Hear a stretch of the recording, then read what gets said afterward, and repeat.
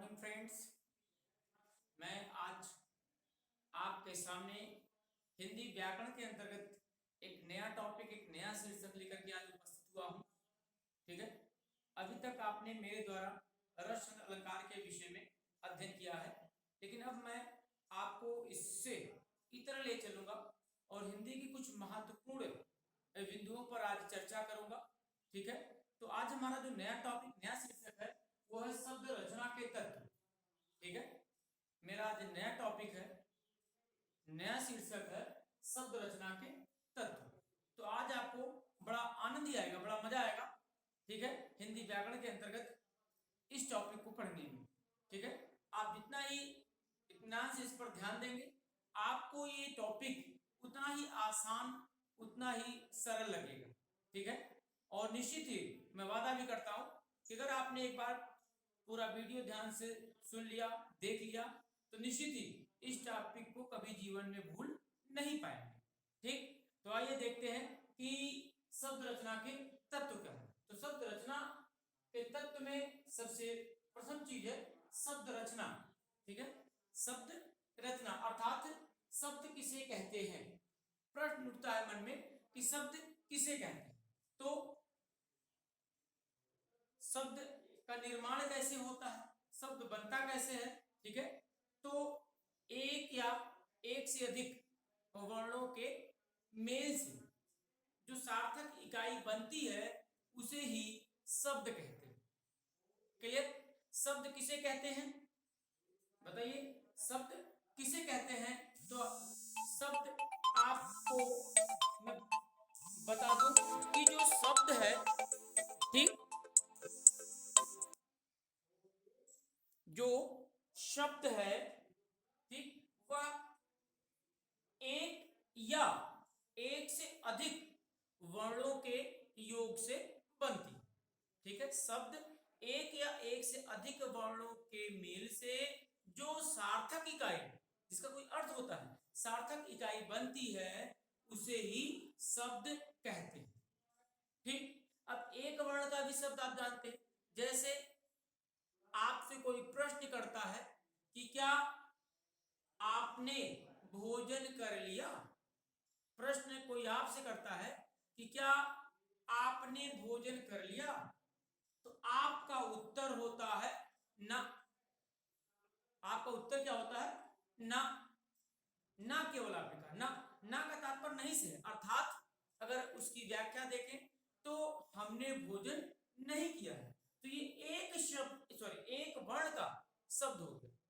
ठीक, तो शब्द की परिभाषा हमने क्या कहा कि एक या एक से अधिक वर्णों के मेल से जो सार्थक इकाई बनती है उसी को शब्द कहते हैं। ठीक, अब हम बात करते हैं शब्द रचना की, यानी शब्द का निर्माण हिंदी व्याकरण में कैसे होता है। तो मैं आपको बता दूं कि हिंदी व्याकरण, ठीक है, हिंदी का जैसे जैसे विकास हुआ, हिंदी में जैसे जैसे आधुनिकता आई, नए नए शब्द हिंदी में प्रवेश किए और हिंदी का जो साहित्य है वो काफी विस्तृत हो गया, काफी विशाल हो गया। ठीक है, उसमें कुछ संस्कृत के आए, कुछ स्वयं के आए। ठीक है, नए, स्वयं का मतलब कुछ नए शब्द निर्मित किए गए। ठीक है, स्वतः ही, और कुछ विदेशों से आए। ठीक, तो कहने का तात्पर्य जैसे जैसे हिंदी का विकास हुआ, बहुत सारे शब्द हिंदी साहित्य में प्रवेश किए। ठीक, लेकिन शब्द रचना अर्थात शब्द निर्माण की बात करें, ठीक है, तो शब्दों का जो नया रूप आता है वो तीन तरह से आता है। अर्थात जब हम किसी शब्द के पहले, जब हम किसी शब्द के पहले कह लेते हैं, जब हम किसी शब्द के पहले, ठीक है, कोई शब्दांश, कोई शब्दांश लगाकर,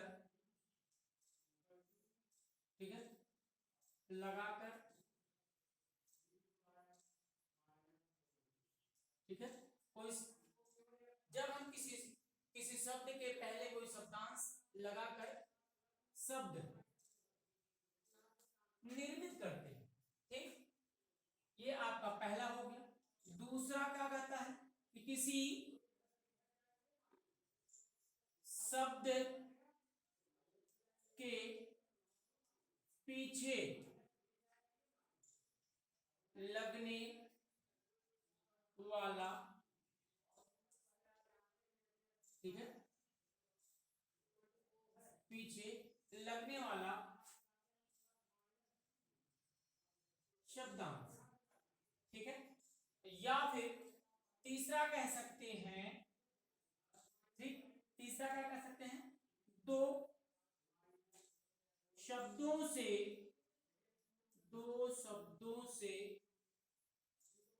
मिलकर बना एक नया शब्द। क्लियर?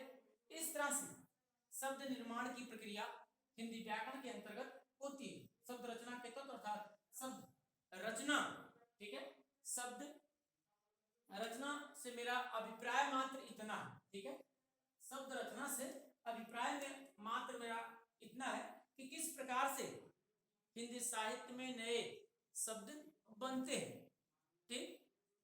तो हमने क्या बताया कि शब्द रचना के अंतर्गत शब्दों का निर्माण अर्थात एक या एक से अधिक वर्ण जब आपस में मिलते हैं और उनके मिलने से जो सार्थक इकाई बनती है उसी को शब्द कहते हैं। और चूंकि हिंदी है, हिंदी का जैसे जैसे विकास होता गया नए शब्दों का सृजन होता गया, ठीक है। वो किस रूपों में कैसे होता गया, तो मैंने आपको बताया कि नए शब्दों का जो सृजन हुआ है वो तीन प्रकार से हुआ, तीन तरह से हुआ, ठीक। पहला, किसी शब्द के पहले जब कोई शब्दांश लगता है, किसी शब्द के पहले जब कोई शब्दांश लगता है, ठीक है, तो एक नए शब्द का निर्माण होता है, तो एक नए शब्द का निर्माण होता है। क्लियर? दूसरा, जब किसी शब्द, ठीक है, जब किसी शब्द के पीछे, जब किसी शब्द के पीछे लगने वाला शब्दांश, किसी शब्द के पीछे लगने वाला शब्दांश, ठीक, अर्थात किसी शब्द के पीछे शब्दांश लगता है तो नया शब्द निर्मित होता है। क्लियर? और दो शब्दों से मिलकर बना एक नया शब्द, ठीक, इसको आप कह सकते हैं, ठीक है, समास। ये क्लियर? ये आपका होगा समास, ठीक। तो अब हम शब्द रचना के अंतर्गत, ठीक है, हमारा जो आपका आज का पहला टॉपिक होगा, पहला शीर्षक होगा, वो होगा उपसर्ग। क्लियर? मेरा आज का पहला टॉपिक, किसी शब्द के पहले जब कोई शब्द, ठीक है, शब्दांश लगाकर कोई शब्द बनाते हैं, या जब किसी शब्द के पहले कोई शब्दांश लगता है अर्थात उसे क्या कहते हैं, उपसर्ग कहते हैं। तो मेरा आज का पहला टॉपिक है उपसर्ग। तो आइए हम उपसर्ग के विषय में, ठीक है, संक्षेप में लेकिन महत्वपूर्ण बिंदुओं पर चर्चा करते हैं। ठीक, शब्दांश किसे कहते हैं?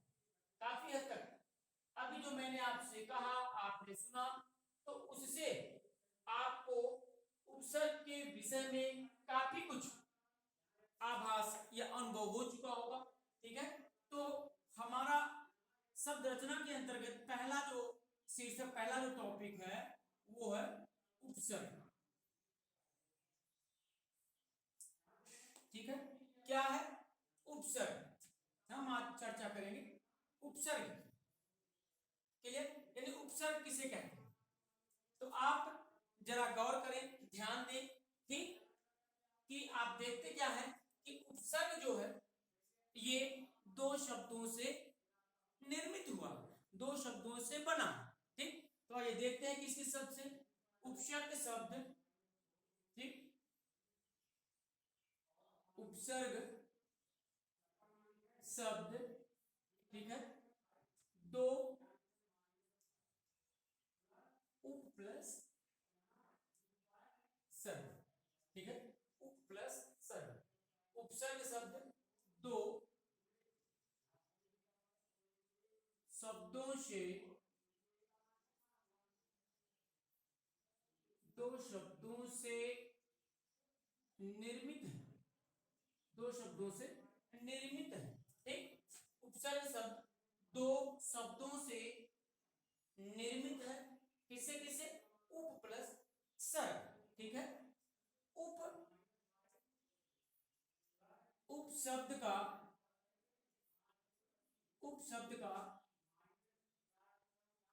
अर्थ है निकट,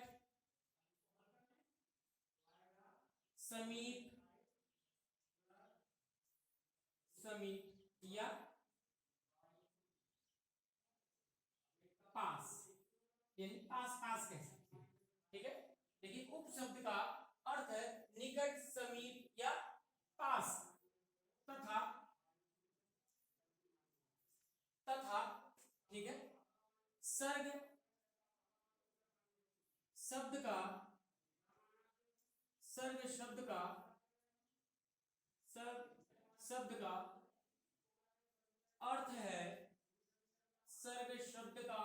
अर्थ है सृष्टि करना।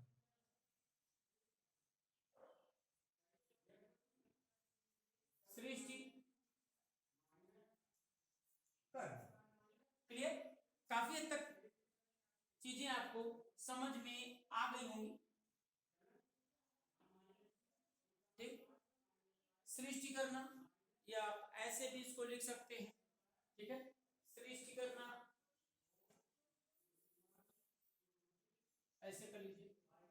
ठीक है, सृष्टि करना। क्लियर? अब हमने क्या कहा कि उपसर्ग शब्द दो शब्दों से निर्मित है, अर्थात उपसर्ग शब्द उप प्लस सर्ग दो शब्दों से मिलकर बना हुआ है। उप शब्द का अर्थ है निकट, समीप या पास, तथा सर्ग शब्द का अर्थ है सृष्टि करना। क्या करना? सृष्टि करना। अर्थात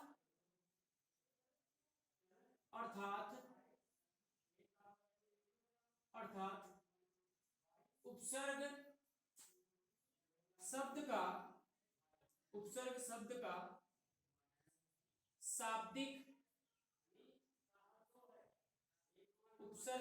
का शाब्दिक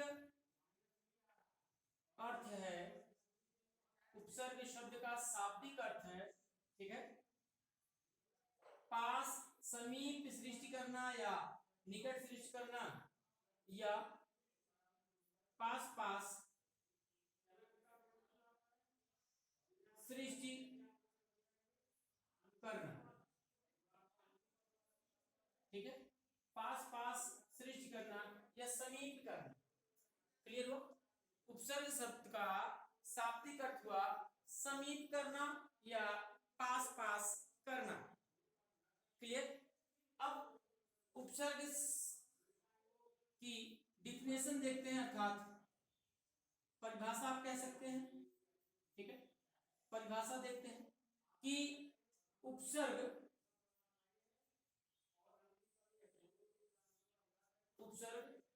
वह वर्ण या वर्णों का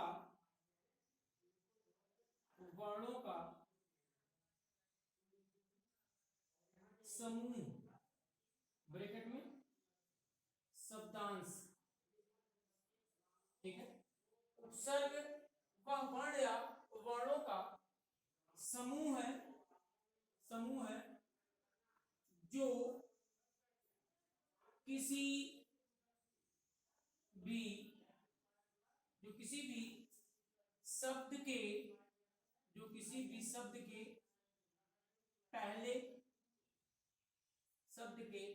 पहले अर्थात आगे, किसी भी शब्द के पहले लगकर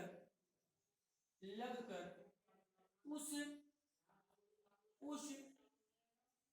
शब्द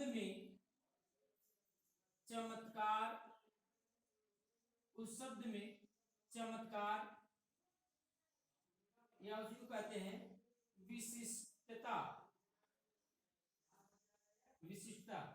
उस शब्द में चमत्कार या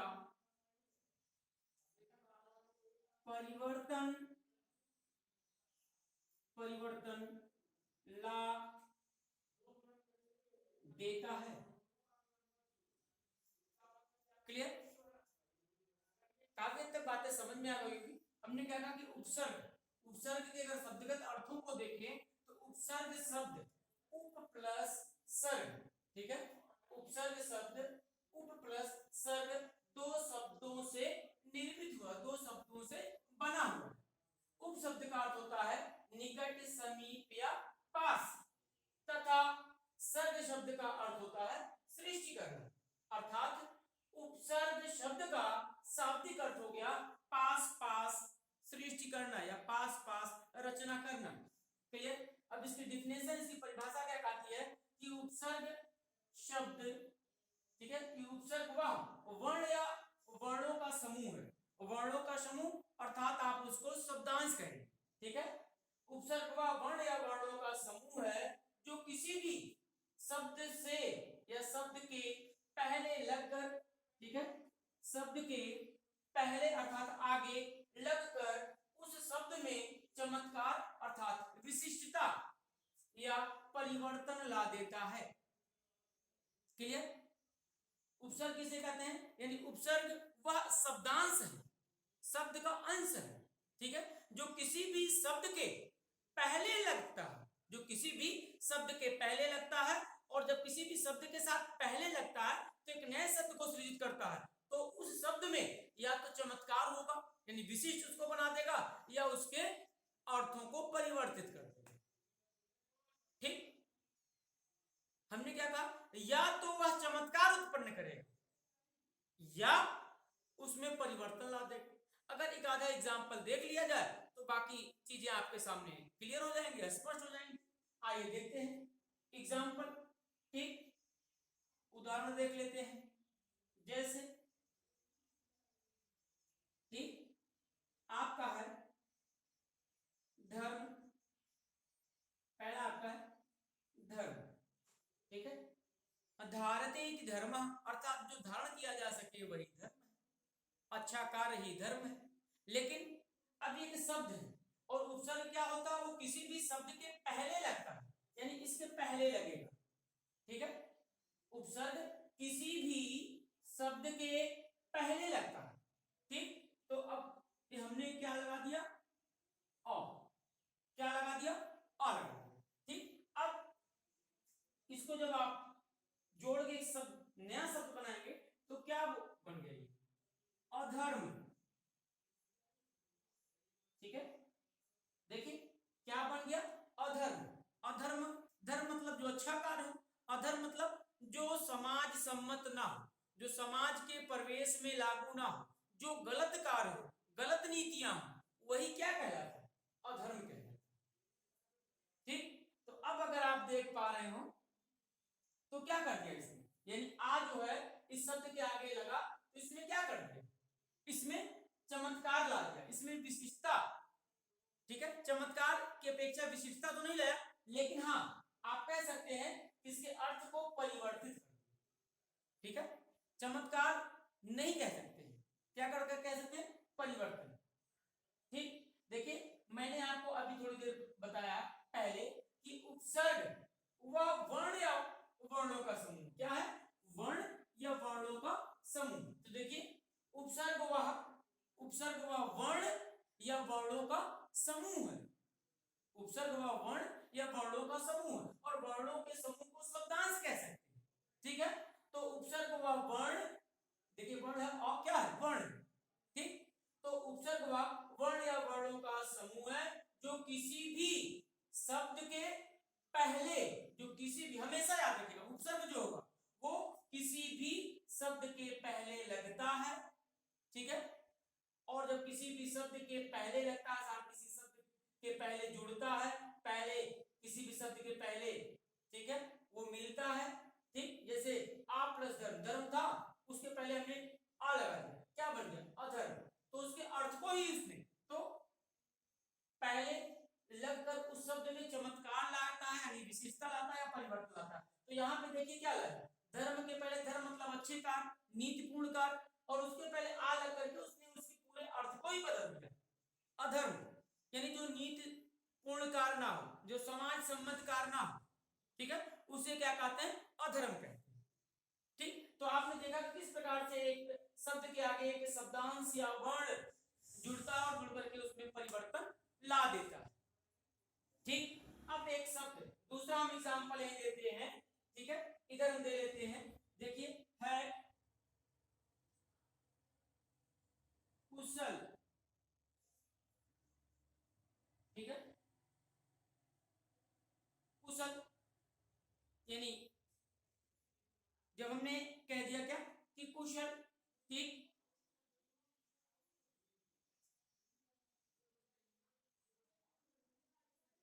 कुशल है।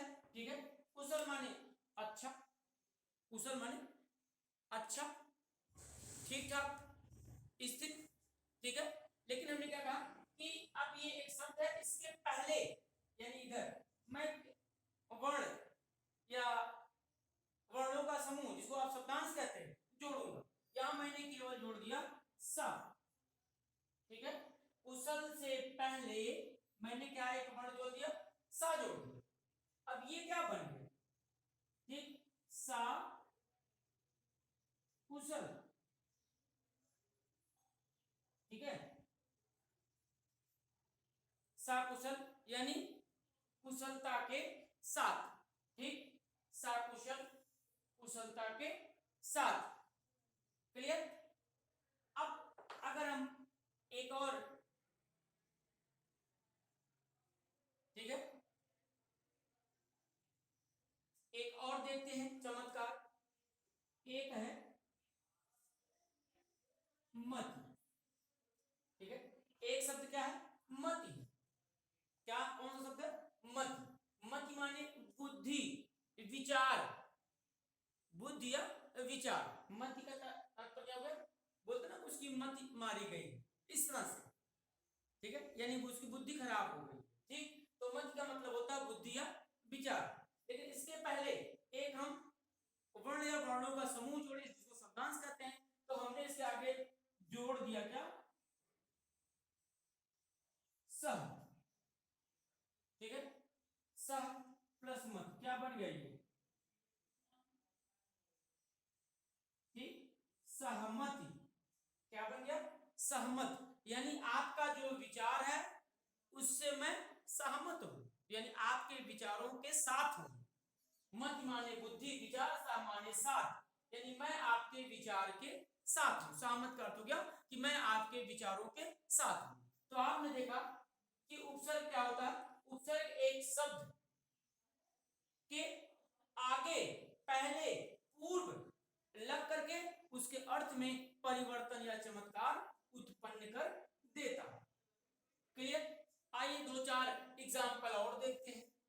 ठीक ना, इसको आप ध्यान से समझेंगे। ठीक, कोई समस्या होने पर आप कमेंट के माध्यम से अवगत करा सकते। ठीक, लेकिन इस वीडियो को अंत तक आप अवश्य देखिएगा। आज के बाद आपको उपसर्ग कभी भी पढ़ने की आवश्यकता नहीं पड़ेगी। ठीक, अब देखिए विश्वास, विश्वास, ठीक, दृश्य, विश्वास, दृश्य, ठीक, नाम, नाम। ठीक, तो अब ये शब्द है, इनके पहले मैं उपसर्ग लगाऊंगा। ठीक, क्या लग गया, आ, वर्ण या वर्णांश। ठीक है, आ क्या हो गया, आ विश्वास। ठीक है, क्या लग गया, दृश्य माने दिखाई देना, अदृश्य माने जो दिखाई ना दे। अदृश्य मतलब जो दिखाई ना दे। नाम अर्थात संज्ञा, किसी का नाम। ठीक है, और आगे हमने जोड़ दिया उप प्लस नाम बराबर उपनाम। ठीक है, उपनाम मतलब कोई दूसरा नाम कह सकते हैं। ठीक है, उपनाम का तात्पर्य हो गया कोई दूसरा नाम। इस प्रकार से आप कुछ शब्दों को देखेंगे। ठीक है, जैसे अनाचार में अनुपसर्ग, अधिगुण में अधि उपसर्ग, अपवाद में अप उपसर्ग, अनुरूप में अनु उपसर्ग, उपनाम में उप, उपवन में उप उपसर्ग, सहोदर में सह प्लस उदर सहोदर, ठीक। अभिमुख अभि प्लस मुख, पैताप परि उपसर्ग, ठीक है। तो कहने का तात्पर्य हमारा ये है, इस तरह से आप उपसर्गों के विषय में अध्ययन कर सकते हैं, ठीक। अब जो सबसे महत्वपूर्ण चीज है कि वो कंपटीशन की परीक्षाओं में प्रश्न कैसे पूछते, तो कंपटीशन की परीक्षाओं में देगा कि उपयुक्त या उपर्युक्त या प्रस्तुत शब्द में, ठीक है, कौन सा उपसर्ग है या किस प्रकार का उपसर्ग है, शब्द दे करके आपसे पूछेगा, ठीक। जैसे दे दिया आपका ये अंधविश्वास, ठीक है, अंधविश्वास दे दिया। अब पूछेगा कि अंधविश्वास में कौन सा उपसर्ग है, ठीक। तो सबसे आसान ट्रिक और आपको सबसे आसान तरीका बता रहा हूं कि इससे पहले, इस वीडियो से पहले मैं एक वीडियो संधि का मैंने बनाया था और उसमें या उसको आपने देखा होगा, और अगर नहीं देखा तो आप चैनल पे जाकर के यूट्यूब चैनल पे उस संधि के पार्ट को जरूर पढ़िएगा, ठीक है। तो वहां पर जब आपको संधियां क्लियर हो जाएंगी तो यहाँ पे उपसर्ग बता पाना, ठीक है, आपके लिए आसान हो जाएगा। क्लियर? कैसे आप निकालेंगे कि ये उपसर्ग है या प्रत्यय, तो देखिए पहली चीज तो उपसर्ग युक्त जो शब्द होंगे, ठीक है, उपसर्ग जो होता है वो वर्ण या वर्णों का समूह अर्थात शब्दांश होता है, ठीक।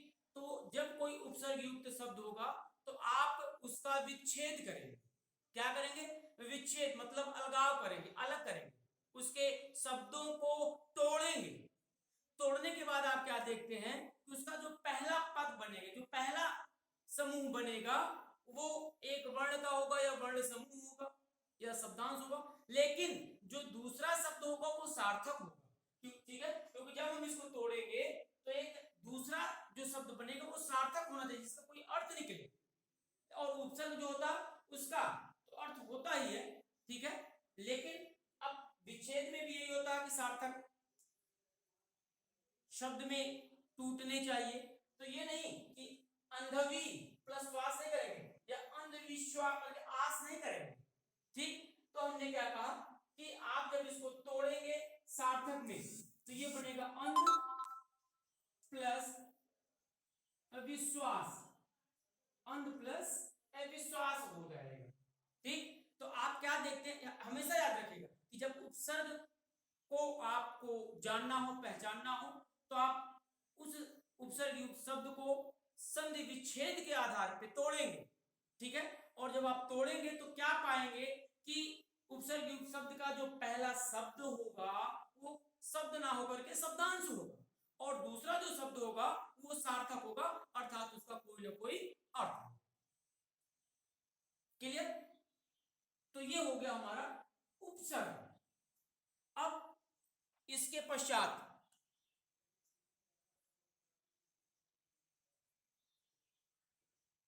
ठीक है, अब इसके पश्चात हम अगले वीडियो में आपको प्रत्यय के विषय में बताएंगे, ठीक है।